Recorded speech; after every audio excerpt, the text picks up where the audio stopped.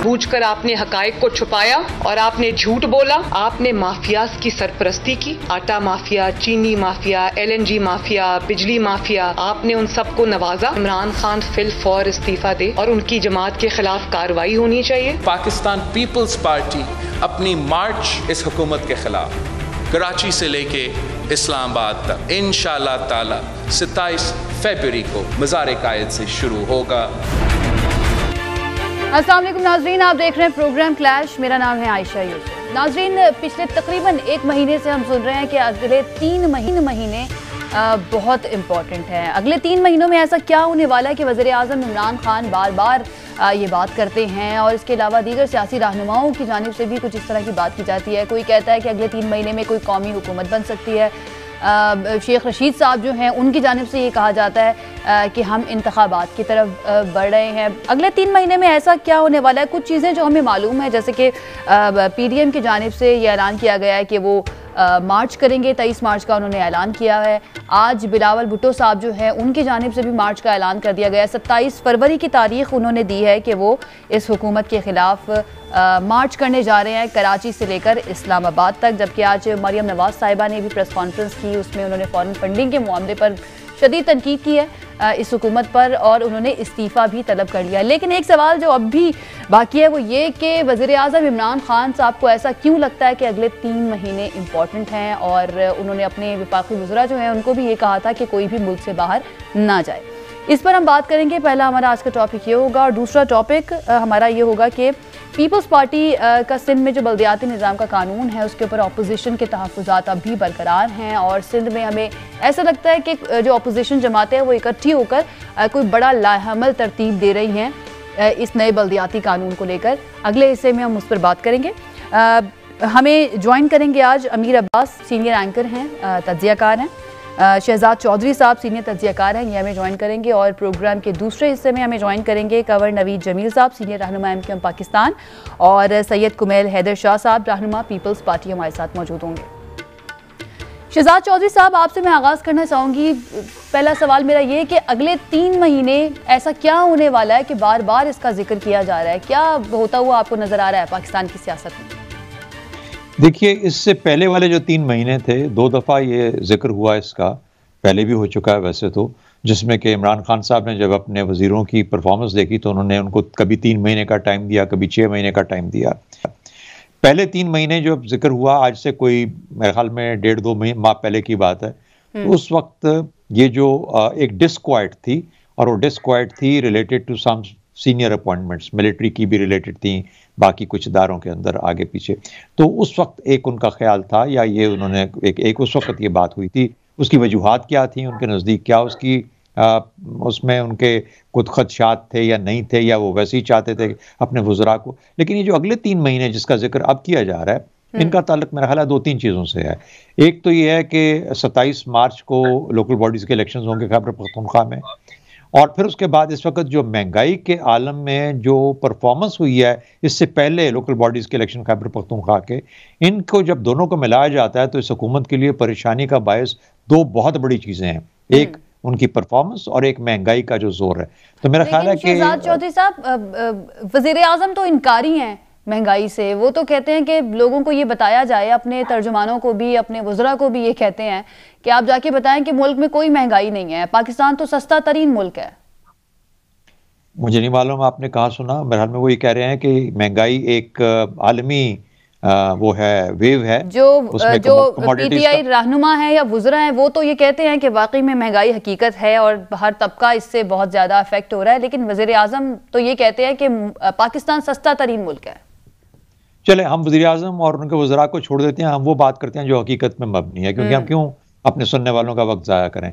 तो मेरे ख्याल में बात ये कहनी चाहिए कि इस वक्त जो आलमी रविश है प्राइसेस की, सप्लाई की, सप्लाई एंड डिमांड की, जो सप्लाई साइकिल्स हैं सबके सब वो इतने डिस्टर्ब हो चुके हैं कि उसकी वजह से मुश्किलात इतनी ज़्यादा बढ़ गई हैं, कमोडिटीज़ की प्राइसेस बढ़ गई हैं, कीमतें बहुत बढ़ गई हैं। फिर कुछ इमरान खान साहब की गवर्नमेंट का अपना मुल्क के अंदर जो किस किस्म की गवर्नेंस के कुछ काम ऐसे थे जो कि गालिबन जिनको कंट्रोल किया जा सकता था, जिसके अंदर लोकल मार्केट के अंदर सप्लाई के मामला हैं, जब वो इसको पूरा नहीं कर सके तो आपने कीमतों के अंदर एक बहुत बड़ा चढ़ाव देखा। दूसरी बात आपको ये भी मालूम है कि तेल की कीमतों में और डॉलर की कदर में जो इजाफा हुआ है उसके बाद किस तरह का उसका इफेक्ट आया है पूरी मार्केट के ऊपर, इसमें कोई शक नहीं। पाकिस्तानियों के लिए जो इस वक्त सबसे बड़ी मुश्किल, महंगाई तो दुनिया भर में है, लेकिन पाकिस्तानियों की जो पावर ऑफ परचेज है, जो अर्निंग कैपेसिटी और कैपेबिलिटी है, उसके अंदर इजाफा उस तरीके से नहीं हुआ, बल्कि कम तर हो गया है। तो इसकी वजह से जाहिर है कि वो फ़र्क जो है वो हमें ज़्यादा चुभता है, हमें बहुत परेशान करता है हमारे लोगों को। इस वजह से हमारे लिए महंगाई एक बहुत बड़ा तूफान है, गो कि एक आलमी एक किस्म की एक तरह से स्टेटस भी है, आलमी की एक हालत भी है। तो ये वजूहात है मेरे ख्याल में कि अगले 3 माह क्यों ज़रूरी समझते हैं। 27 मार्च को लोकल बॉडीज़ के इलेक्शंस होने हैं, वो चाहते हैं कि मेरे ख्याल में उनकी परफॉर्मेंस बेहतर हो, वरना अगले आने वाले इलेक्शन 2023 में मेरा ख्याल है कि फिर उनको डर है कि इस परफॉर्मेंस की बुनियाद पे, और ख़ासतौर पे अगर केपी को लूज़ कर जाएं तो फिर तो सफाई होने के चांसेस उनकी गवर्नमेंट के ज़्यादा हैं, ज़्यादा नज़र आ रहे हैं। ठीक है अमीर अब्बास, आपको भी यही लगता है कि अवाम की जो परेशानियाँ, ख़ास तौर पर महंगाई की अगर हम बात कर लें, इसी वजह से वज़ीर आज़म साहब परेशान है, या फिर ये जो फॉरेन फंडिंग केस का मामला अब आया है ये भी परेशानी का बाइस है पाकिस्तान तहरीक इंसाफ की गवर्नमेंट के लिए? मेरा ख्याल है दोनों चीजें इमरान खान साहब के लिए परेशानी का बायस होनी तो चाहिए कम से कम, मगर है या नहीं। एक तो वक्त बहुत कम रह गया है, प्रैक्टिकली इमरान खान साहब के पास 2.25 साल से भी अब कम अरसा बाकी है, और महंगाई का एक बहुत बड़ा सेटबैक उनको खैबर पख्तूनख्वा में मिला। यानी वो खैबर पख्तूनख्वा जहां उन्होंने 2013 से लेके 18 और फिर 18 में वो जो पावर थी वो मजीद जिसे कहते हैं समिट ऑफ पावर पे वो पहुंच गए, और 2/3 मेजोरिटी, नियर टू 2/3 मेजोरिटी पे वो पहुंचे, और इसकी कोई नजीर नहीं मिलती थी पहले खैबर पख्तूनख्वा में। उसी तब्दीली या उसी कामयाबी का फिर एक रिवर्स इफेक्ट शुरू हुआ, बल्कि वो डोमिनो इफेक्ट शुरू हो गया। डोमिनो इफेक्ट इस तरह से है कि आप ज़िमनी इंतखाबात उठा के देख ले, 13 या 14 हुए 2021 में, इमरान खान साहब मोर देन 90% हार गए। जो कंटोनमेंट के लोकल गवर्नमेंट इलेक्शन हुए, इमरान खान साहब पंजाब में मुल्तान, लाहौर, रावलपिंडी, इन इलाकों में बुरी तरह से उनको शिकस्त हुई। ताकि खैबर पख्तूनख्वा में, पेशावर में भी कोई बहुत अच्छी कारकर्दगी उनकी लोकल गवर्नमेंट में नहीं रही। फिर ये अब जो जनरल लोकल गवर्नमेंट इलेक्शन है उसके अंदर भी आपने देख लिया। अब फिर ये दूसरा मरहला जो है उसको मजीद पोस्टपोन करवाने में भी कामयाब हो गए, और वो अब मार्च के आखिर में होगा। पंजाब के अंदर जब लोकल गवर्नमेंट इलेक्शन होगा तो उसमें भी मुझे नहीं लगता कोई बहुत बड़ा ब्रेक थ्रू तहरीक इंसाफ करेगी पब्लिक परसेप्शन की सूरत में। तो ये सारे चैलेंजेस तो हैं इमरान खान साहब के सामने, और उनके लिए दर्द सर भी है, क्योंकि उन्होंने 2023 के इलेक्शन में अगर कामयाबी हासिल न की तो जो कुछ उन्होंने ये 2018 से 23 के दरमियान कमाया है नेक नामी की सूरत में, अगर है ऐसा, तो फिर वो 2028 जो है ना, वो आयशा कौन जीता है तेरी जुल्फ के सर होने तक, फिर किसी को मालूम नहीं कि 2028 में इमरान खान वापस पलटेंगे या नहीं पलटेंगे। तो उनके लिए ये मेक एंड ब्रेक है, उनके लिए भी और उनकी पार्टी के लिए भी। अच्छा, अब उनको उनके बाद भी उनकी पार्टी के अंदर कोई नहीं है, ये भी एक तो इमरान खान साहब के लिए चैलेंजेस है, दूसरा तहरीक इंसाफ के लिए भी बहुत सारे चैलेंजेस हैं। इमरान खान साहब अगर एक लम्हे के लिए एक तरफ हो गए तो ये पार्टी अपना वजूद कैसे बरकरार रख पाएगी, क्योंकि इस पार्टी को वजूद बरकरार रखने के लिए या अपने आप को इंटैक्ट रखने के लिए इसकी वो जो कारकर्दगी है उसके का एक बेहतर होना बहुत जरूरी था। अमीर अब्बास, ये तो वो मामलात है, ये तो वो फैक्ट्स हैं जो हमारे सामने हैं। कारकर्दगी की बात कर ले, महंगाई की बात कर ले, या फिर केसेस की बात कर ले, लेकिन एक ऐसा तासुर भी बनाने की कोशिश की गई या बनता हुआ हमें नजर आया कि सियासी फिजा जो है वो पाकिस्तान तहरीक इंसाफ के खिलाफ होती हुई नजर आई। बड़े बड़े चैनल्स में या बड़े बड़े सियासी रहनुमा इस तरह का तासुर देते रहे कि वो मुख्तदर हल्के जो उनके साथ थे वो अब उनसे दूर होते जा रहे हैं। तो अब और ऐसी सूरत हाल में हमें फॉरेन फंडिंग केस के ऊपर स्क्रूटनी कमेटी की रिपोर्ट भी सामने आ गई और उसके ऊपर जो इल्जामात पीटीआई की गवर्नमेंट पे लगे, तो आपको लगता है कि ये भी परेशानी का बाइस है गवर्नमेंट के लिए, इमरान खान साहब के लिए? नहीं, मैं आयशा, चूंकि I am privy to some information और मुझे भी कुछ मालूमात है बतौर तालिब इल्म, कोई मुक्तदिर हल्के इमरान खान साहब की हुकूमत को गिराना नहीं चाह रहे। कोई इमरान खान की हुकूमत से वो पीछे नहीं हटे। पीछे से मुराद ये कि वो सबऑर्डिनेट है प्राइम मिनिस्टर के, जितने भी रियासती इदारे हैं सिवाय के सबऑर्डिनेट होती है हुकूमत, तो वो सब हुकूमत के साथ है। जिधर लोगों का इशारा है वो भी हुकूमत के साथ है, इन द सेंस कि वो भी हुकूमत के सबऑर्डिनेट है। और prime minister is the chief executive of the country. Ultimately power जो है वो प्राइम मिनिस्टर के पास है मुल्क को चलाने के लिए। तो कोई उनको नहीं गिराना चाह रहा, ना उनसे कोई दूर हो रहा है। हाँ, ऑपोजिशन, जाहिर बात है, ऑपोजिशन तो उसे तो कहा जाता है गवर्नमेंट इन वेटिंग। ऑपोजिशन तो वॉचडॉग होती है, और हमारी ऑपोजिशन जो है वो तो होती ही अपॉर्चुनिस्टिक किस्म की है, इब्नुल वक्त किस्म के सियासतदान है हमारे। यही काम इमरान खान इनके खिलाफ करते थे, वही काम इमरान खान का था, वो आज ये इमरान खान के खिलाफ कर रहे हैं। यही जो बात आपने की है, आज मरियम साहिबा, मुस्लिम लीग नून और पीपल्स पार्टी दोनों जमातों की अगर हम बात करें, खासतौर पर मरियम साहिबा ने ये कहा है, शहजाद चौधरी साहब के वजीर आजम साहब इस स्क्रूटनी कमेटी की रिपोर्ट के बाद इस्तीफा दे, क्योंकि तहकीकात होंगी तो वजीर आजम अगर बैठे रहे उसी ओहदे पर तो वो उस पर असरअंदाज हो सकते हैं उन तहकीकात पर। यही इल्जाम वजीर आजम इमरान खान नवाज शरीफ साहब पर भी लगाते थे। कितना आपको वजन नजर आता है इस मुतालबे पे मुस्लिम लीग नून के? जी, मेरा ख्याल है कि एक जो चीज़ इमरान खान या पीटीआई के हक में जाती है वो ये है कि एक सिटिंग गवर्नमेंट होते हुए उन्होंने अपनी स्क्रूटनी करवा ली और उन्होंने जो रिकॉर्ड था पेश किया। वरना आमतौर पे हमारे यहाँ तो तरीका ये है कि जो सिटिंग गवर्नमेंट्स होती हैं वो किसी अदालत को करीब नहीं फटकने देती। इलेक्शन कमीशन बजाते खुद एक अदालत है, वो मेंबरान को हटा भी सकती है, वो पार्टीज को डिस्क्वालीफाई भी कर सकती है, उसके पास ये सब अथॉरिटी और ये सब पावर्स मौजूद हैं। उन्होंने ही स्क्रूटनी की है। अब एक तो 2 स्क्रूटनीज और भी रहती हैं, शायद उससे भी ज़्यादा हो, जो कि पीएमएलएन की और पीपीपी की है। उसके अंदर क्या क्या निकलेगा खुदा जानता है। तो मेरा ख्याल है कि ये एक बड़े अच्छा अमल हुआ है, जिसमें कि अगर रिकॉर्ड कीपिंग, जो कि हमारे यहाँ एक बहुत पुअर है, यानी हमारा तो एफबीआर भी नहीं कर पाता record keeping, what to talk of political parties, कि उनसे ये तवक्को की जाए। लेकिन रिकॉर्ड कीपिंग का जो मामला है, जब ये सामने बन के उभर के सामने आ रहा है और उससे किसी भी पॉलिटिकल एंटिटी का या पॉलिटिकल पार्टी का उसके ऊपर एक धब्बा लगने का खदशा है, तो मेरा ख्याल है कि एक सबक ये होना चाहिए कि पहली बात तो ये कोशिश करेंगे कि इलेक्शन कमीशन आइंदा इतना मजबूत ना बने, और अगर इलेक्शन कमीशन मजबूत रहे और इंडिपेंडेंट हो और उसकी पावर्स अपनी इस्तेमाल करने की ताकत रखता हो, तो वो इस किस्म के मामलात को जरूर सामने लेके आएगा। लेकिन लाइक आई सेड कि ये सिर्फ एक पॉलिटिकल पार्टी की बात हो रही है, अभी स्क्रूटनी बाकी पार्टीज की होनी है, और जब वो होगी तो उसके बाद पता चलेगा कि इनको क्या कुछ करना है। क्या हम सारे के सारे पॉलिटिकल सिस्टम की सफाई कर देंगे, खत्म सफाया कर देंगे, कहेंगे कि ये सब डिस्क्वालीफाइड है? मुमकिन ही नहीं है। हाँ, ये जरूर डिटर्मिन करना पड़ेगा कि आइंदा के लिए जो लाया अमल है इन लोगों का, अपने रिकॉर्ड रखने का, अपने अंदर एक जमहूरी सोच और रविश रखने का, एक जमहूरी फिक्र रखने का, एक जमहूरी जो उसके पैमाने हैं, मिसाल के तौर पे इंटरनल इलेक्शंस पार्टीज के अंदर वो किस क्वालिटी के होते हैं, किस तरह के होते हैं। अगर हमारा पॉलिटिकल सिस्टम बेहतर हो जाए, और इन्हीं चीज़ों की बदौलत जो कि जिसके हम काम जिक्र करते हैं पीटीआई का, ये और पार्टीज के अंदर भी ये चीज़ डेवलप और इस्टेब्लिश होती है और फिर उससे हम सबक सीखते हैं। तो मेरा ख्याल है ऑल इन ऑल ये बहुत एक पॉजिटिव स्टेप है जो सामने आया है। भले इसके अंदर पीटीआई फिलहाल आप में कमजोर विकेट पर नजर आती हो, लेकिन वो इतनी कमजोर नहीं है जैसा अमीर अब्बास ने आपको बताया कि वो खुदा न खास्ता कोई उसके खिलाफ, क्योंकि जो कहने वाले और कराने वाले हैं या जो कह रहे हैं, जो शोर मचा रहे हैं, वो खुद पता नहीं कितने पानी में खड़े हैं। उनके ऊपर तो जाती किस्म के बहुत सारे इस वक्त मुकदमात खुले हुए हैं। तो पार्टीज का तो बाद में जिक्र आएगा। तो कहने की बात यह है कि ये चीजें चलती रहेंगी हमारी सियासत में, लेकिन सियासत को सीखना चाहिए to be able to get better and better, ताकि वो अपना सही रोल अदा कर सके और असली तौर पर शफाफ और बिल्कुल पाक साफ होकर नजर आए, ताकि लोगों का क्रेडिबिलिटी उसमें एस्टैब्लिश हो और ट्रस्ट डेवलप हो उसके अंदर। सही है। अमीर अब्बास, पीपल्स पार्टी जो है 27 फरवरी का ऐलान कर दिया है कि वो मार्च करेंगी, मज़ार कायद से इस्लामाबाद तक जाएंगी।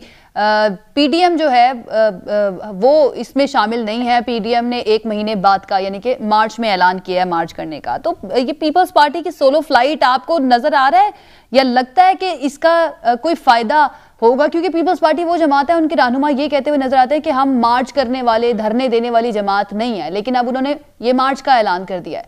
क्या इसके आप कॉन्सिक्वेंसेस देख रहे हैं? देखिए आयशा, पीपल्स पार्टी को पंजाब में मुसलसल नाकामी का सामना करना पड़ा। वो 2013 से सिलसिला शुरू हुआ और वो आज से कोई 1-1.5 महीना पहले तक वो सिलसिला जारी रहा। जो 2021 में ज़िमनी इंतखाबात हुए पंजाब में, उसमें पीपल्स पार्टी किसी शुमार में नहीं थी। यानी हालत ये थी कि खुशाब के ज़िमनी इलेक्शन में पीपल्स पार्टी के को 325 या 350 वोट थे सिर्फ और सिर्फ। 2 ऐसे इलेक्शंस हुए हैं पिछले 2 माह में जिन्होंने पीपल्स पार्टी को कॉन्फिडेंस दिया और अब वो ओवर कॉन्फिडेंट हो गई। वो 2 इंतखाबात थे ज़िमनी पंजाब में, एक खानेवाल का, एक लाहौर का। लाहौर के ज़िमनी इलेक्शन में 30,000 से ज्यादा पीपल्स पार्टी ने वोट दिए। खैर उसमें एक फैक्टर ये भी था कि तहरीक इंसाफ जो एक मेजर पॉलिटिकल स्टेक होल्डर थी वो उसमें नहीं थी। बहरहाल वो दिखाने के लिए वो कह सकते हैं जी हमने 30,000 से ज्यादा वोट लिए। कहाँ 300-325 वोट लेने वाली, कहाँ 30,000। इसी तरह से जो खानेवाल का ज़िमनी इलेक्शन है उसमें भी पीपल्स पार्टी ने 15,000 से ज्यादा वोट लिए। तो ये 2 ऐसे इलेक्शंस हैं जिसमें पीपल्स पार्टी को कॉन्फिडेंस मिला। और फिर जरदारी साहब की जो 2 स्टेटमेंट्स हैं 2 हफ्ते पहले की, अगर आप उनको इससे कनेक्ट करें डॉट्स, तो आपको लगेगा कि पीपल्स पार्टी जो है वो शायद फील कर रही है कि हम कम बैक कर सकते हैं पंजाब के अंदर। अच्छा, अब ऐसा ना तो पीपल्स पार्टी का कोई इरादा है कि वो अपने इस लॉन्ग मार्च से या जो भी इसका नाम वो रख रहे हैं इससे वो हुकूमत को गिरा सकते हैं, ना तो उनका इरादा है, ना उनमें ये कैपेसिटी या पोटेंशियल उनके अंदर है कि वो हुकूमत को गिरा सकते हैं। हाँ, वो बड़ी आसानी से 40-50 हजार लोग इकट्ठा कर सकते हैं पूरे सिंध से और वो उनको लेकर निकल सकते हैं। अब उनमें से कितने लोग जो है वो घोटकी डेरकी के बाद पीछे हट जाएंगे और आगे पंजाब में दाखिल नहीं होंगे। और पंजाब में भी कुछ पॉकेट्स हैं जहां से उनकी 2-2, 3-3 बसें वो भर के ला सकते हैं, नॉट मोर देन दैट। तो मेरा नहीं ख्याल कि पीपल्स पार्टी को बहुत बड़े शो ऑफ स्ट्रेंथ के साथ आएगी। अच्छा, हमें चूंकि करसा हो गया है जलसे और ये लॉन्ग मार्चेस कवर करते हुए, तो जब हमारे सामने 30, 40 या 50 हजार लोग होते हैं तो कैमरे के आंख से देखने वाले जो पीछे लोग होते हैं उनको लगता है शायद ये 1 लाख, 1.25 लाख, 1.5 लाख लोग होते हैं। तो पीटीआई का कोई बहुत बड़ा चैलेंज नहीं है पीपल्स पार्टी की सूरत में। हाँ, चैलेंज हो सकता था अगर पीडीएम और पीपल्स पार्टी इकट्ठे रहते और फिर ये अगर शो ऑफ स्ट्रेंथ करते या मैसेज को मोबिलाइज करते, तो यकीनी तौर पे इमरान खान साहब का पसीना छूट सकता था।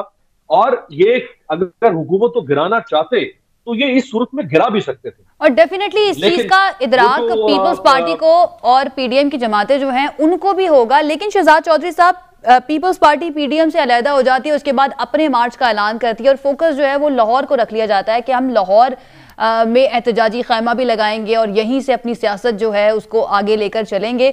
तो आपको लगता है कि ये पीडीएम से निकलना और सोलो फ्लाइट लेना पीपल्स पार्टी का, कि उनको खुद भी मालूम था कि इस क्या इम्पैक्ट जो है उस तरह से नहीं होगा जिस तरह से पीडीएम के साथ या तमाम जमातों के साथ मिलकर हो सकता था अगर कोई तहरीक चलानी है इस हुकूमत के खिलाफ? देखिए, इसमें 2-3 चीज़ें कहूँगा। एक तो ये कि लाहौर सिंबॉलिक है, इसका उससे ज़्यादा कोई ख़ास असर नहीं है। दूसरा ये कि लाहौर से उन्होंने, जिस तरह अमीर अब्बास ने आपको बताया कि वहाँ के ज़िमनी इलेक्शन में पीटीआई के ना होने की वजह से कुछ वोट्स इनको पड़े, जिसने एक उम्मीद बंधाई। तीसरी बात एक और हमें याद रखनी है कि वहाँ पर जिस तरीके से अलज किया जाता है, मुबैना तौर पर पैसा भी बहुत चला।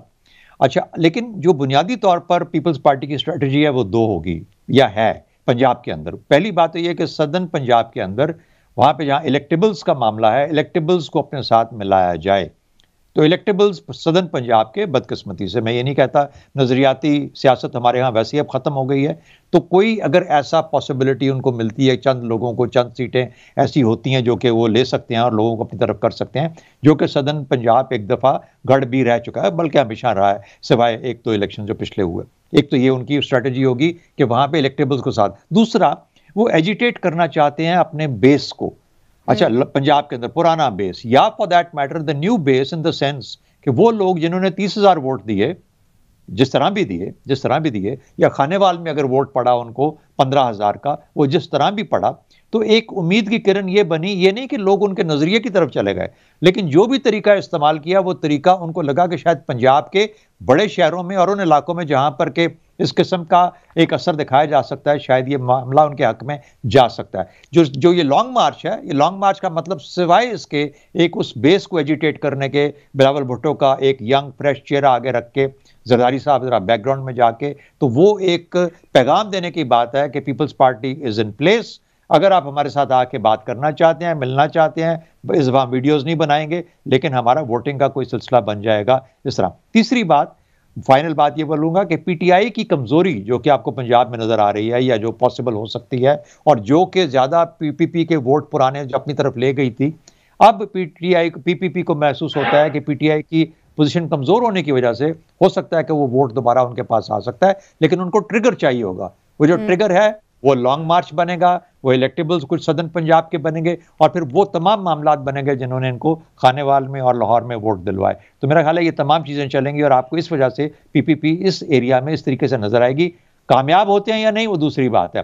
टीएलपी कहते हैं कि ज़्यादा कामयाब होने के चांसेस हैं पीपीपी से सियासत के अंदर, तो लेट्स सी के हाउ इट टर्न्स आउट। अच्छा अमीर अब्बास, पीपल्स पार्टी अब तो आकर हम देख रहे हैं कि ठीक है, तहरीक का ऐलान कर दिया, मार्च का उन्होंने ऐलान कर दिया, लेकिन पिछले कुछ दिनों से हमने देखा कि बिलावल साहब हों या फिर जरदारी साहब हों, उनकी जानिब से बड़ी सख्त जबान, बड़ी तल्ख बातें उन लोगों के लिए भी कही जा रही थी जिनके साथ उनका इत्तेहाद रहा, पीडीएम की जमात यानी कि नून लीग की मैं बात कर रही हूँ, उनकी क़यादत की मैं बात कर रही हूँ। लेकिन अब आकर थोड़ी सी खामोशी है। जरदारी साहब का वो बयान भी आपको याद होगा जिसमें उन्होंने कहा कि हमारे पास आए थे और आके हमसे फॉर्मूला मांगा और हमने कहा कि पहले ये सिटिंग गवर्नमेंट जो है इसको घर भेजे, उसके बाद हम बात करेंगे। लेकिन अब खामोशी है, अब उस तरह की बातें नहीं की जा रही हैं। आपको लगता है कि जो उनको थोड़ी सी उम्मीद थी कि कहीं पे कुछ बन सकता है, वो उम्मीद ख़त्म हो गई, या फिर जिस तरह से पीटीआई के रहनुमा फवाद चौधरी साहब जो हैं वो उन्होंने ये कहा कि इनकी डील हुई नहीं है इसलिए ये मायूसी की बातें कर रहे हैं?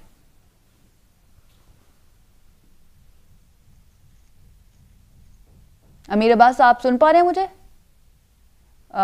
मेरे ख्याल से उन तक नहीं जा रही है जी। शहजाद चौधरी साहब, आप भी बता दीजिए, आप खामोशी क्यों देख रहे हैं आप, या उस तरह की बातें, उस तरह का एग्रेशन हमें पीपल्स पार्टी रहनुमाओं की बातों में नजर नहीं आ रहा जो कुछ अर्से पहले तक हमें नजर आ रहा था? अच्छा, ये मेरा अपना ख्याल है कि उनको अच्छा, अब मैं बात छोटा सा पॉइंट देता हूं। शहजाद साहब कर लें आप। जी, मैं कह रहा हूं कि मेरा अपना ख्याल ये है कि पीपीपी को इतना ज्यादा इतनी जल्दी अपना होप या उम्मीद छोड़नी नहीं चाहिए। उसकी वजह मेरे नजदीक ये है कि पीटीआई किस तरीके से कितनी तेजी से रिकवर कर पाती है अब से लेके अगले इलेक्शन तक, ये बहुत ही एक मिरेकुलस रिकवरी होगी अगर रिकवरी हो सकती है। इसका मतलब है कि किसी भी हालत में ये अपनी स्ट्रेंथ को लूज करेंगे। अगर स्ट्रेंथ को लूज करेंगे तो हो सकता है कि इनकी वो ताकत ना बने जो कि इनको पावर में ला सकती है। क्या उस सूरत में एक कमजोर पीपीपी, सिंध के अंदर बेस्ड पीपीपी, कमजोर तो नहीं मैं कहूंगा, लेकिन और एक रिलेटिवली कमजोर पीटीआई, क्या मिलके एक ऐसी फोर्स बन सकती हैं जो कि कोलिशन गवर्नमेंट नेक्स्ट वाली स्टैब्लिश कर ले? अच्छा, इस किस्म की पॉसिबिलिटीज भी एग्जिस्ट करती हैं। अगला इलेक्शन मेरी नजर में बहुत साफ और शफाफ होगा और एक ट्रू रिफ्लेक्शन होगी of the strength of each political party, और उसके अंदर बहुत आपस में इलेक्शंस के बाद फिर मेलजोल होगा और कोलिशन को डेवलप करने की कोशिश की जाएगी। अब देखना यह है कि पीपीपी उस वक्त पीटीआई के साथ जहां मिलेगी या फिर पीडीएम में शामिल होकर या पीडीएम की पार्टियों के साथ मिलकर हुकूमत में आएगी। इसलिए उम्मीद छोड़नी नहीं चाहिए, कोशिश करते रहें, चांसेस अभी भी खुले हैं, इलेक्शन ओपन होगा, इस दफा इलेक्शन ओपन होगा और उम्मीद पे दुनिया कायम है। अमीर अब्बास, आपने पहले भी कहा कि बहुत ही कम वक्त रह गया वज़ीर आज़म इमरान खान साहब के पास। आपको लगता है कि अगले इलेक्शन तक कुछ ऐसा पीटीआई की गवर्नमेंट कर जाए कि लोगों का एतमाद जो है बहाल हो जाए, महंगाई कम हो जाए, एहतिसाब का नारा जो ये लगाते हुए आए हैं जब ये ऑपोजिशन में थे, अब उस पे खुद ये कहते हैं कि एहतिसाब होता हुआ हमें नजर नहीं आ रहा, शवाहिद होने के बावजूद नजर नहीं आ रहा। तो ऐसी कौन सी आपको बात नजर आती है जिसकी बुनियाद पर ये जाकर कह सकते हैं कि देखें जी हमारी ये कारकर्दगी है और हमें इस पर वोट दें अपने वोटर को? अच्छा, आप मुझे इजाजत दें तो मैं पीपल्स पार्टी पे एक जो कमेंट करना चाहूंगा, जो शहजाद साहब ने भी बात। देखिए, पीपल्स पार्टी के पास जो सिंध के अंदर सबसे बड़ा टूल है वो है हिप्नोसिस का। पीपल्स पार्टी ने वहां लोगों को हिप्नोटाइज किया हुआ है और वो हिप्नोसिस की वजह से वहां पे वोट हासिल करती है। अच्छा, पीपल्स पार्टी ने एक हीरोइज्म क्रिएट किया हुआ है, उनके पास एक सिंध आइडल है, वो उसकी बुनियाद पर लोगों से वोट लेते हैं। अनफॉर्चुनेटली सिंध के लोगों की ये बदकिस्मती है और नून लीग और तहरीक इंसाफ की ये नाकामी है कि उन्होंने कोई मुतबादिल हीरोइज्म क्रिएट नहीं किया जाके सिंध के अंदर। अगर वो वहां जाते और इनको चैलेंज करते तो बहुत बड़ा डेंट पड़ सकता था, क्योंकि मेरा सिंध के ऊपर बहुत डिटेल्ड कैथार्सिस है और मैंने बहुत करीब से देखा है पूरे इंटीरियर को। ठीक, तो एक तो वो हिप्नोसिस का ठीक है, दूसरा ये कि पंजाब के अंदर। अमीर अब्बास, मुझे यहाँ पे ब्रेक लेने हमारे पास वक्त जो है ना इस सेगमेंट का खत्म हो गया। बहुत शुक्रिया हमारे दोनों तज्जियाकार का हमें ज्वाइन करने के लिए। नाज़रीन, एक ब्रेक के बाद हमें ज्वाइन करेंगे कंवर नवीद जमील साहब और सैयद कुमैल हैदर शाह साहब। Stay with us.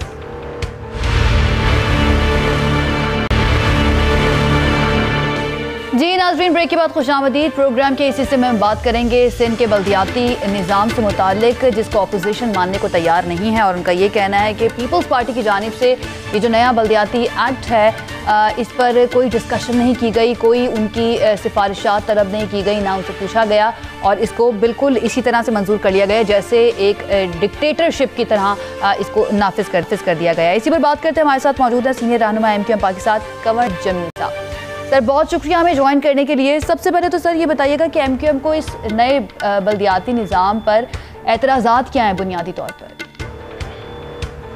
देखिए, दुनिया भर में जो बल्दियाती निज़ाम बनाया गया है वो इसीलिए बनाया गया है ताकि लोगों के, आवाम के जो बुनियादी मसाइल हैं उनकी दहलीज पर हल हो सकें, और जो दुनिया भर में निज़ाम है जो कामयाबी से चल रहा है, जो वाशिंगटन में चल रहा है, जो न्यूयॉर्क में चल रहा है, जो लंदन में चल रहा है, जो टोक्यो में चल रहा है, हम भी एक ऐसे ही निज़ाम की बात करते हैं। लेकिन बदकिस्मती से पीपल्स पार्टी के जो हमारे दोस्त हैं वो एक ऐसा निज़ाम लेकर आए हैं कि जो सिर्फ एक कहने के लिए बल्दियाती निज़ाम है और उसके पास कोई अख्तियार नहीं है, जो बुनियादी उसके इक़्तिदाम है, जो अख्तियारात हैं वो भी नहीं है। उसके पास सीवरेज वाटर सप्लाई का अख्तियार भी नहीं है, उसके पास गार्बेज लिफ्टिंग का भी अख्तियार नहीं है, उसके पास टाउन प्लानिंग का भी अख्तियार नहीं है, अपने शहर की मास्टर प्लानिंग का भी अख्तियार नहीं है।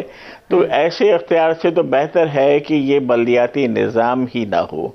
और हम जो हमारे पीपल्स पार्टी के दोस्त हैं, भाई हैं, वो कहते हैं जनाब जो 2001 वाला निज़ाम था वो तो डिक्टेटर का निज़ाम था।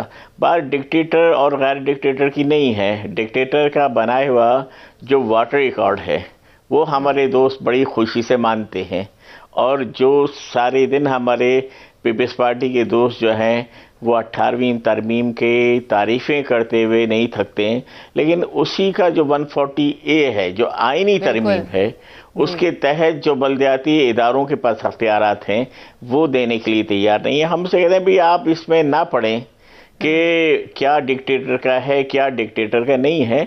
जो दुनिया भर में कामयाबी से चल रहा है, जो टोक्यो में चल रहा है, जो लंदन में चल रहा है, जो वाशिंगटन में चल रहा है, जो न्यूयॉर्क में चल रहा है, जो और बड़े बड़े जो दिल्ली में चल रहा है, जो बॉम्बे में चल रहा है, आप ऐसा ही एक निज़ाम बना दें, उसके लिए वो तैयार नहीं है। बिलावल भुट्टो साहब हैं या पीपल्स पार्टी के रहनुमा जो हैं वो तो इसको कहते हैं कि एक मिसाली निज़ाम हम लेकर आ रहे हैं और बाकी सूबों को भी इससे सीखना चाहिए। सर अपोजिशन से तजावीज़ तलब की गई थी इसको जब पेश किया गया असेंबली में, तो आप लोगों से कोई बातचीत की गई? क्योंकि ऑन एयर आकर टीवी पर आकर तो पीपल्स पार्टी के रहनुमा यही कहते हैं कि हमने तो अपोजिशन से तजावीज़ मांगी हैं।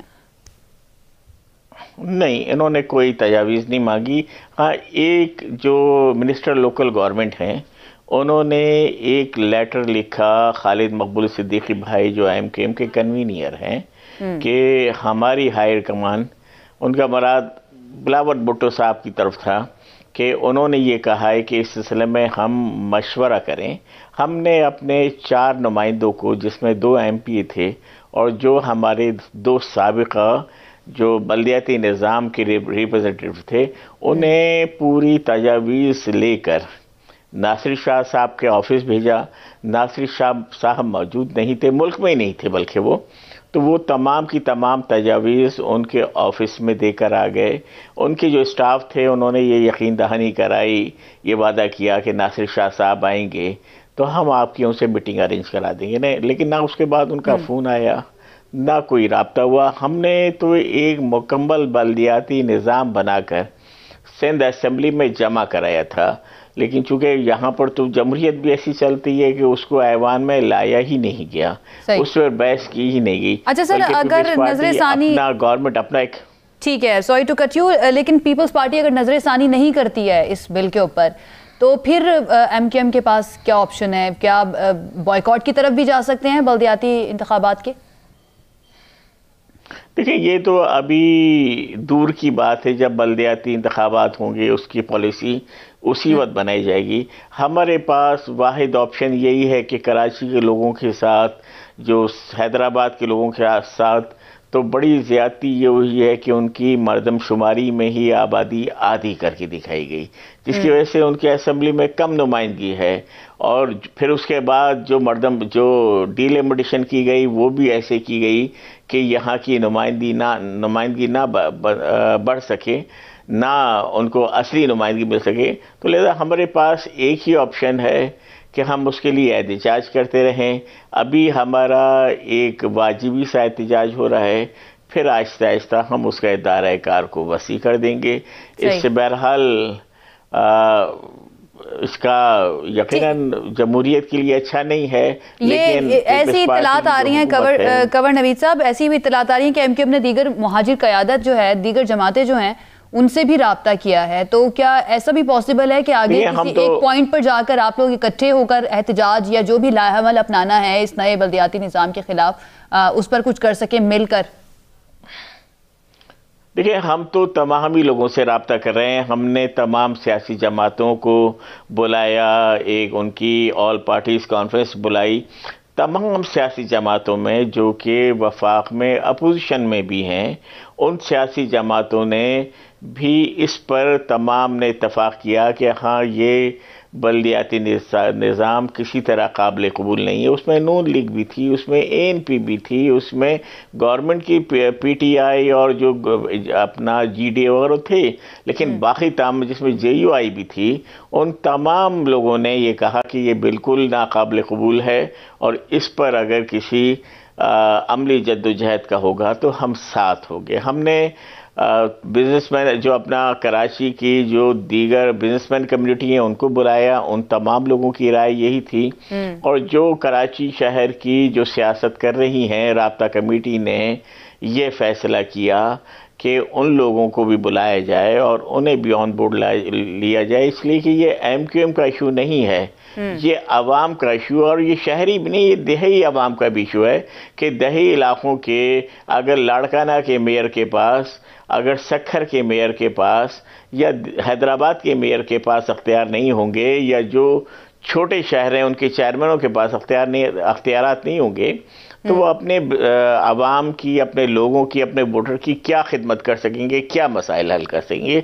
इसलिए हम एक इत्तफाक राय बनाने की कोशिश कर रहे हैं और हम और तमाम लोग हमसे मुत्तफिक हैं।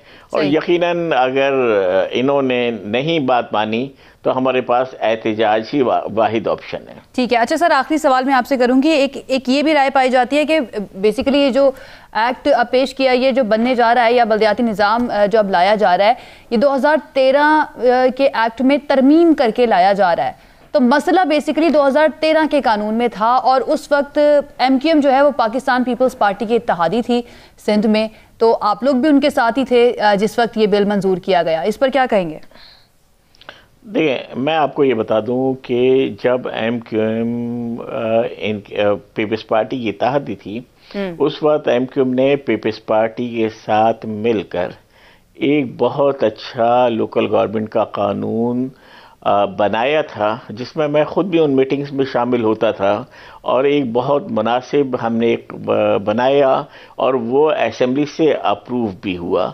लेकिन जब हमने गवर्नमेंट को छोड़ी, अगले दिन ही उन्होंने उसको चेंज कर दिया और उसके बाद ये कानून लेकर आए। और ये भी एक उसका तारीख का हिस्सा है कि इसकी असेंबली में सिर्फ MQM ने मुखालफत की, और जो हमारे दोस्त थे जो इस वक्त अपोजिशन में हैं, उस वक्त जिस तरह PTI हो गई और जो दीगर हमारे सियासी अब जो इत्तेहादी हैं जो अपोजिशन में हैं, वो तमाम के तमाम ने इसकी हिमायत की थी। और MQM ये तो रिकॉर्ड का हिस्सा है कानून का उसका, कि भाई ये तो कोई भी देख सकता है कि MQM वाहिद जमात थी जिसने इसका किया, और MQM ने जब से ही इस कानून को कभी तस्लीम नहीं किया। ठीक है, बहुत शुक्रिया। कंवर नवीद जमील साहब हमारे साथ मौजूद थे, उनका मौक़िफ़ आपने इस सारी सूरत हाल पर जाना कि सिंध का बल्दियाती निज़ाम जो है इस पर MQM क्या राय रखती है और आगे क्या होने जा रहा है। बहुत शुक्रिया सर आपका। जी नाज़रीन, अब जानने की कोशिश करते हैं कि पाकिस्तान पीपल्स पार्टी जो है वो इस नए बल्दियाती निज़ाम से मुतालिक क्या सोच रही है और अपोजिशन की जानिब से जो एहतजाज किया जा रहा है उसके ऊपर क्यों नजर सानी नहीं कर रही है, उनको क्यों कॉन्फिडेंस में लेकर कानून साजी इस सिलसिले में क्यों नहीं की गई। इस पर बात करते हैं। रहनुमा पीपल्स पार्टी सैयद कुमायल हैदर शाह साहब ने हमें ज्वाइन किया है, चेयरमैन LCA भी हैं, बहुत शुक्रिया सर हमें ज्वाइन करने के लिए। सर पहला सवाल मेरा आपसे यही कि पीपल्स पार्टी तो हमेशा मुफाहिमत की बात करती है, बातचीत के जरिए मामलात को आगे लेकर चलने की बात करती है, लेकिन इस इशू को लेकर, नए बल्दियाती निज़ाम को लेकर जो अपोजिशन के एतराज़ात हैं उनको क्यों दूर नहीं किया जा रहा, क्यों नजरसानी नहीं की जा रही है? बिस्मिल्लाहिर्रहमानिर्रहीम, थैंक यू जी। और पाकिस्तान पीपल्स पार्टी आपको पता है शुरू से लेके सारी पार्टीज को, सारी जमातों को साथ लेके चलती है। और हाल ही में भी जो हमने नया बल्दियाती निज़ाम दिया है, ये इन सारी पार्टी से तजावीज़ ली गई, इन सब ने तजावीज़ दी। सबसे सिर्फ एक पार्टी छोड़ के जो GDA है, उन्होंने कोई तजावीज़ ना दी और उस वक्त कोई मीटिंग नहीं की थी। बाकी जितनी भी पार्टीज है, जमात इस्लामी है, PSP है, MQM है, PTI है, इन सब की तजावीज़ पे ये बनाया गया। कुबैर साहब अभी हमारे साथ कंवर नवीद जमील साहब मौजूद थे, वो ये उनसे मैंने खास तौर पर ये पूछा कि आपसे तजावीज़ क्या नहीं मांगी गई। वो उन्होंने कहा कि सिर्फ एक ख़त लिखा गया था, उसके बाद ना कोई मीटिंग हुई, ना हमसे किसी ने कोई तजावीज़ मांगी, ना ही कोई बातचीत की गई है इस बारे में। और आप कह रहे हैं कि तजावीज़ मांगी गई थी या इन्होंने दी थी तजावीज़? मांगी भी गई थी और इन्होंने दी भी थी, दोनों चीजें की गई थी। उसके अलावा मैम मैं आपको बता दूं कि इनके एतराज़ात इनको खुद को नहीं पता। आप देखें कि पहले इन्होंने ये एतराज़ात किए कि हम ये जो डायरेक्ट इलेक्शंस हो रहे हैं ये ना हो, हालांकि ये खुद MQM हो या जितने भी पुराने, जितने भी मुशर्रफ के दौर में नाज़मीन थे, वो सब डायरेक्ट इलेक्टेड हुए थे। मेरे अपने वालिद साहब उसमें शामिल हैं, दूसरे बड़े बड़े सिंध की जो फिगर्स हैं दूसरी पार्टीज के हैं, पाकिस्तान पीपल्स पार्टी के हैं, हमारे पंजाब के शाह महमूद कुरैशी साहब हैं, मखदूम अहमद महमूद साहब थे। इन सब ने जो इलेक्शन ज़िले नाज़िम का लड़ा था वो सब डायरेक्ट इलेक्शन लड़ा था। फिर जब इनको ये प्रेस कॉन्फ्रेंस करके याद दिलाया गया कि मुस्तफ़ा कमाल साहब, दूसरे जितने भी हैं, ये सब पहले डायरेक्ट इलेक्शन लड़के नाज़िम बने, फिर वो एतराज़ात चेंज हुए। अच्छा, यही वसीम अख्तर साहब थे, पहले एतराज़ करते थे कि जो हॉस्पिटल डिस्पेंसरीज हैं और जो ये लोकल गवर्नमेंट के अंदर में आते हैं, ये गलत एक्ट है, या तो उसके पावर्स बढ़ाए जाएं या इनके पैसे बढ़ाए जाएं। सॉलिड वेस्ट मैनेजमेंट मेरे अंडर में नहीं है, मेरे अंडर में वाटर बोर्ड नहीं आ रहा, बिल्डिंग कंट्रोल अथॉरिटी हमारे अंडर में नहीं आ रही। अब जब वो सारे पावर्स दिए इनको कि मेयर के इख्तियारात में वाटर बोर्ड भी, बिल्डिंग कंट्रोल अथॉरिटी भी, सॉलिड वेस्ट मैनेजमेंट भी, तो फिर ये कह रहे हैं कि आपने हमसे वो डिस्पेंसरीज क्यों ले लिए? क्योंकि डिस्पेंसरीज आपसे इसीलिए लिए ताकि उनको सही तरीके से फहाल किया जाए, और आप ही की शिकायतें थी कि ये हमसे फहाल नहीं हो रही, हमारे पास फंड्स की बहुत ज्यादा कमी है, तो हम उस पर नहीं कर सकते। अगर आप ये सही तरीके से कानून जब पढ़ेंगे या लोकल एक्ट पढ़ेंगे, जो नया हमारा बिल हमने दिया है, ये सबसे बेहतरीन है। और पाकिस्तान पीपल्स पार्टी, आपको याद होगा कि जब 2 साल रहते थे पंजाब के बल्दियाती इदारों के, तो यहां से डिसमिस किया गया।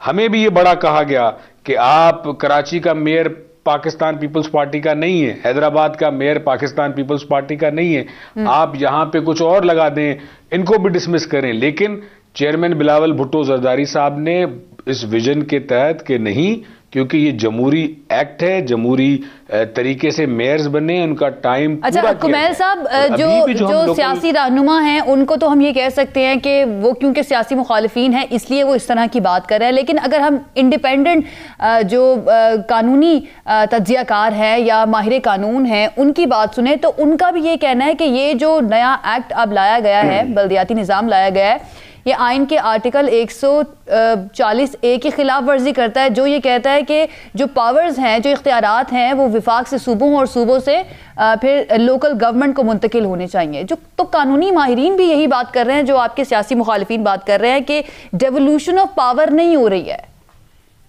इस एक्ट के बाद। मैम, इससे ज्यादा डेवोल्यूशन पावर्स के क्या दिए जाएं कि आपकी यूनियन काउंसिल्स को स्ट्रांग किया जा रहा है, आपका वाटर बोर्ड आपके, और मजीद करेंगे। ये भी नहीं कि ये बस ये इख्तियारात, जैसे आपको 2001 का एक्ट याद होगा कि उसमें पावर्स कम दिए गए थे, फिर जब 2004 में इसको दोबारा जिला नाजिम और तालका तहसील नाजिम जब किए गए थे तो उसमें फिर पावर्स बढ़ा दिए गए थे। इसी तरीके से पिछला जो 13 वाला एक्ट था उसमें यह शिकायत की गई थी कि हमारे पास वाटर बोर्ड नहीं है, हमारे पास बिल्डिंग कंट्रोल अथॉरिटी नहीं है, ये मेयर का इख्तियार होना चाहिए, हमारे पास सॉलिड वेस्ट मैनेजमेंट नहीं है। हमने वो अब इस एक्ट में सारे इख्तियारात मेयर को दिए और ये जो हम पर तनकीद कर रहे हैं, आप केपीके में देखें वो इख्तियारात नहीं है।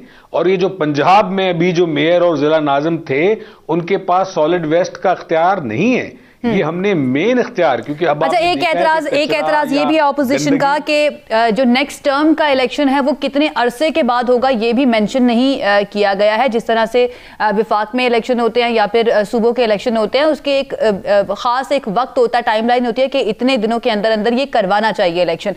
तो इसके अंदर वो भी ऐड नहीं किया गया है कि कितने अरसे के बाद जब ये टर्म मुकम्मल होगी बल्दियाती नुमाइंदों की, तो अगला इलेक्शन जो है वो कितनी टाइमलाइन के बाद, कितने अरसे के बाद होगा। ये भी उनका एक बड़ा एतराज़ है। इसके ऊपर कोई काम किया गया? मैंने इस पे मैं ये समझता हूँ कि इस पे ज़रूर काम हुआ होगा। जाहिर सी बात है, जैसे अभी हमारा टेन्योर पूरा हुआ तो दोबारा बल्दियाती इलेक्शन अनाउंस हो गए। यानी आपके इल्म में है नहीं अभी कि हुआ है, ये नहीं हुआ? मेरे जी ये इस पे मैं जरूर आपको रिस्पॉन्ड करता अगर मैंने ये किया होता, मुझे इसका इल्म होता। अच्छा, मुझे ये लग रहा है कि जरूर इसका होगा, ऐसे नहीं हो सकता। कुमैल साहब, अब हम ये देख रहे हैं कि सिंध में खास तौर पे एक हमें ना सियासी जमातों का जो अपोजिशन में खास तौर पर एक इत्तेहाद बनता हुआ नजर आ रहा है पीपल्स पार्टी के खिलाफ, खास तौर पर इस बल्दियाती निज़ाम को लेकर। तो आप लोग कह रहे हैं कि हमने पहले भी तजावीज़ मांगी और पीपल्स पार्टी बातचीत से चलने की आदी है, उनकी सियासत का तरीकाकार यह है कि बातचीत पे बिलीव करते हैं। तो फिर अगर अब भी उनके एतराज़ात हैं तो अब भी बात करके क्यों नहीं इन मामले को हल कर लिया जाता, उनके इख्तलाफात और एतराज़ात को दूर कर दिया जाता? मैम आप इनकी बातें सुन रही होंगी, हम अभी भी तैयार हैं मैम। हम तो अभी भी ये चाहते हैं कि सारी पार्टीज ऑन बोर्ड हों और इलेक्शंस भरपूर नमूने से किए जाएं, एक दूसरे के सामने इलेक्शंस लड़े जाएं, आवाम का जो वोट है उसका सही से इख्तियार आवाम को दिया जाए और जो उनकी मर्जी हो जिसको भी चुने। लेकिन आपने इनकी बातें सुनी है, आपने इनकी स्पीचेस सुनी है, केरियों पे खड़े होके जो ये धमका रहे हैं, डरा रहे हैं, हम यूं कर देंगे, हम फलां कर देंगे। अब वो जमाना चला गया है, इनको बताया जाए कि अब वो जमाना नहीं कि आप धमकाएंगे और सिंध के लोग आपसे डरेंगे या कराची के लोग आपसे डरेंगे या हैदराबाद सक्खर के लोग डर जाएंगे आपसे। वो जमाने चले गए और वो आप बस अब ये तो आप देखिए, आप ही की कैमरा की आंख ही ने दिखाया है कि किस तरह ये धमका रहे हैं और ये कर रहे हैं कि हम अब यूं करेंगे, मारेंगे, मरना पड़ेगा तो मारेंगे भी। वो दौर सही था जब वो बंद हो जाता था फला। अच्छा, कोई लीडर वो ख्वाह हमारी पार्टी का हो या पीटीआई का हो या किसी भी पार्टी का हो, वो अगर इनके खिलाफ कोई बात कर दे तो आप इनकी लैंग्वेज देखा करें कि किस तरह को धमका दे, तुम वही हो जो पुल से पहले आते नहीं थे। अब ये लैंग्वेज है तो हम तो अभी भी वेलकम करते हैं और आप देखिएगा कुछ दिनों में पाकिस्तान पीपल्स पार्टी का वफद जाएगा, सबसे फिर दोबारा मिलेगा, दोबारा इनसे बात की जाएगी। लेकिन ये सिर्फ लासानी बुनियाद पर लोगों को उकसाना कि भाई आप उकसें और देखें कि क्योंकि अब इनके पास वोट रहा नहीं, कोई बात रही नहीं, काम की बात ये कर नहीं, और लोग सब देख रहे हैं कि लोगों के सामने वो दौर भी है कि आप रात को निकल नहीं सकते और लोगों के सामने ये दौर भी है पाकिस्तान पीपल्स पार्टी का कि लोग इसका क्रेडिट लेने वाली तो बहुत सी जमातें हैं। कुमैल साहब, ये जो आप बात कर रहे हैं अमनो अमान की खास तौर पर, इसका क्रेडिट लेने वाली बहुत सी जमातें हैं। अच्छा, 27 फरवरी को तहरीक का ऐलान मेरा ये रिक्वेस्ट होगी मैम आपसे और ये सवाल भी है कि जब डिस्क्रेडिट हम ले रहे हैं तो क्रेडिट भी हम लें। अगर कोई बात गलत हो रही है तो उसका भी सारा डिस्क्रेडिट पीपल्स पार्टी को दिया जाता है। तो जो उस सूबे में अच्छी बात हो तो उसका क्रेडिट भी उसी पार्टी को दिया जाए। अब ये तो नहीं कि बिल्कुल ऐसे गलत चीज है वो हमारे उसमें डाला जाए कि गंदगी आप कर रहे हो, नाले साफ नहीं है। और जब नहीं, मैं ये बात कर रही हूँ कुमैल साहब के उसका क्रेडिट बहुत सारी जमातें लेती हैं, बिल्कुल ऐसे ही। अच्छा, 27 फरवरी को ऐलान कर दिया गया है, पीपल्स पार्टी ने कहा है कि जी तहरीक का आगाज करने जा रही है, मज़ार कायद से इस्लामाबाद तक मार्च किया जाएगा। तो आपकी जमात जो है वो पीडीएम से हटके और पीडीएम से पहले ये लॉन्ग मार्च करने जा रही है। कोई उनसे भी बातचीत हुई है कि साथ मिलकर चलें? क्योंकि अगर उन्होंने भी 1 महीने बाद करना है लॉन्ग मार्च, वैसे तो अभी कंफर्म नहीं है, तो फिर पीपल्स पार्टी साथ मिलके जाएगी तो आपको लगता है ज्यादा बेहतर नताइज हो सकते हैं, या फिर सोलो फ्लाइट पीपल्स पार्टी का यह फैसला है कि आप सोलो फ्लाइट पर रहना है? हम समझते हैं मैम कि पीडीएम हमने बनाई और फिर उसकी आप बहुत ज़्यादा माशाल्लाह आप सीनियर भी हैं, समझदार भी हैं, आप देखती भी हैं, सब चीज़ों पे आपकी नज़र भी है, आपको खुद भी ये इल्म होगा कि जो बात हम कह रहे थे अब ये लोग उसी बात पे आ गए। अगर इनको इतना रिजाइन देने का, इस्तीफा देना होता तो चले, हम पाकिस्तान पीपल्स पार्टी पीडीएम छोड़ दी ना, तो ये लोग तो रिजाइन दे देते। जितने भी इनके एमपी एमएनएज हैं जो ये बात पीडीएम में बार बार कर रहे थे, अब रिजाइन दे देते। हमने तो पीडीएम का बहुत ज्यादा मकदम और बहुत ज्यादा उनका इस्तकबाल किया। मरीम नवाज सखर आई, लाड़काना आई, मौलाना साहब आए, उनका इस्तकबाल करना, उनसे बैठना, बात करना, हर चीज पे उनको सपोर्ट करना। इनके अपने मकासद पता नहीं फैमिली पॉलिटिक्स थी क्या थी, हमें समझ नहीं। अभी भी सिलेक्टेड नाम भी हमारे चेयरमैन ने दिया, और चेयरमैन साहब का ये है कि जो पाकिस्तान में महंगाई है, जो किसानों के साथ जुल्म किया जा रहा है, जो बिजली का बहरान है, जो गैस का बहरान है, उस सब पे ये लॉन्ग मार्च है हमारी। और ये अगर हमारी लॉन्ग मार्च में ये लोग मिल जाएं, हम फिर भी इनको वेलकम करेंगे। बाकी सीनियर आपके लॉन्ग मार्च में अगर ये मिलना चाहेंगे तो आपको कोई एतराज नहीं है? ठीक है, बहुत शुक्रिया। सैयद कुमैल हैदर शाह साहब हमारे साथ मौजूद थे, हमें टाइम देने का शुक्रिया। नाज़रीन, ये था हमारा आज का प्रोग्राम। आपसे मुलाकात होगी अगले हफ्ते। अपना ख्याल रखिए, हमें इजाजत दीजिए। अल्लाह हाफ़िज़।